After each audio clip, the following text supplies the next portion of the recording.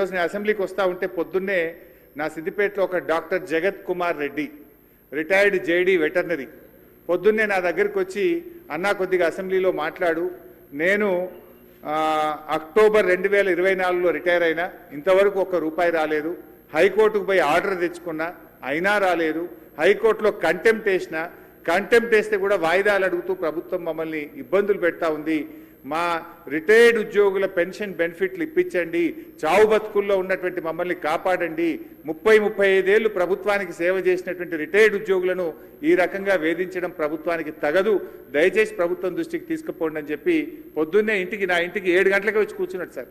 నేను బయటకు వచ్చేసరికి ఏంది ఇంత పొద్దున్న వచ్చినావంటే ఇట్లా ఉందన్న, ఆరోగ్యం బాగాలేదని చెప్పమంటే బట్టి గారికి చెప్తా తప్పకుండా ఈరోజు నేను మాటించి వచ్చి ఈరోజు చెప్తా ఉన్నాను అధ్యక్ష. అదేవిధంగా అధ్యక్ష, సిపిఎస్ ఉద్యోగులను ఓపీఎస్గా మారుస్తామని ఆ రోజు కాంగ్రెస్ పార్టీ ఎన్నికల్లో హామీ ఇచ్చింది.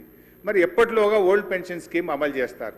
మరి ఈలోపు గత 2 సంవత్సరాల నుంచి సిపిఎస్ కింద రాష్ట్ర ప్రభుత్వం కట్టాల్సిన కాంట్రిబ్యూషన్ డబ్బులను కూడా మీరు కట్టకుండా దాన్ని దారి మళ్లిస్తూ ఉన్నారు. అసలు కాంట్రిబ్యూషను కట్టలేరు, ఓపీఎస్ తేకపోవడం వల్ల 2 లక్షల మంది సిపిఎస్ ఉద్యోగుల భవిష్యత్తు ఈరోజు ప్రశ్నార్థకంగా మారుస్తూ ఉన్నారు. దయచేసి సిపిఎస్ కాంట్రిబ్యూషన్ కట్టండి, ఓపీఎస్ విధానాన్ని ఇచ్చిన మాటకు కట్టుబడి తక్షణమే అమల్లోకి తేవాలని చెప్పి మీ ద్వారా కోరుతున్నాం అధ్యక్ష.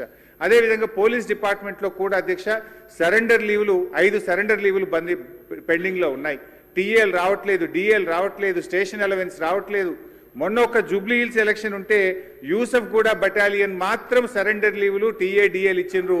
రాష్ట్రంలో 1,00,000 మంది పోలీసులకు సరెండర్ లీవులు టీఏలు డిఏలు రాక ఇబ్బందులు పడతా ఉన్నారు. దయచేసి పోలీసులను కూడా ఆదుకోవాలని, గతంలో నేను ఫైనాన్స్ మినిస్టర్గా ఉన్నప్పుడు ఎప్పటికప్పుడు సరెండర్ లీవులు టీఏ డిఏలు ఇచ్చాం.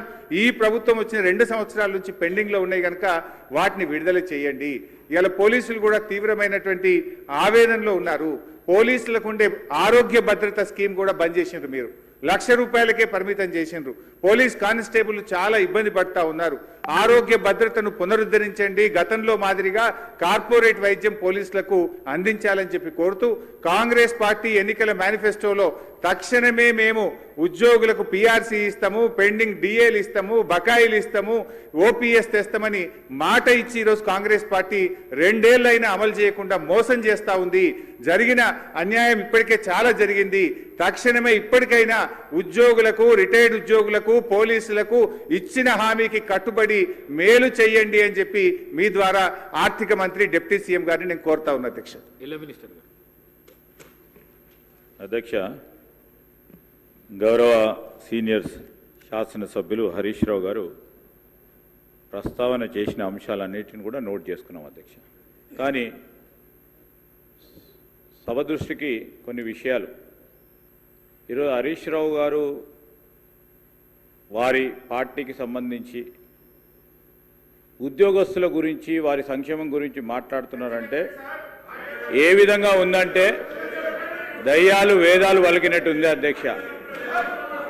ఉద్యోగస్తులకి ప్రతి నెల వారి జీతభత్యాలకు సంబంధించి 20 తారీఖు వరకు జీతాలు ఇయ్యలేని పరిస్థితుల్లో వారి ప్రభుత్వం నడిపారు. ఇప్పుడు వారి ఉద్యోగస్తుల గురించి మాట్లాడుతూ ఉన్నారు అధ్యక్ష. ఏదేమైనప్పటికీ ఉద్యోగస్తులకు సంబంధించిన సంక్షేమం, వారికి రావాల్సిన జీపీఎఫ్ కానీ, రిటైర్ అయిన పబ్లిక్ సర్వెంట్స్ సంబంధించిన అంశం విషయంలో ఒక సిస్టమ్ని ఏర్పాటు చేసుకొని వారికి ఏ విధమైన ఇబ్బంది రాకుండా అన్ని విధమైన చర్యలు తీసుకుంటామని గౌరవ సభ్యులకు తెలియజేస్తా ఉన్నారు. శ్రీ మాజిద్ హుస్సేన్.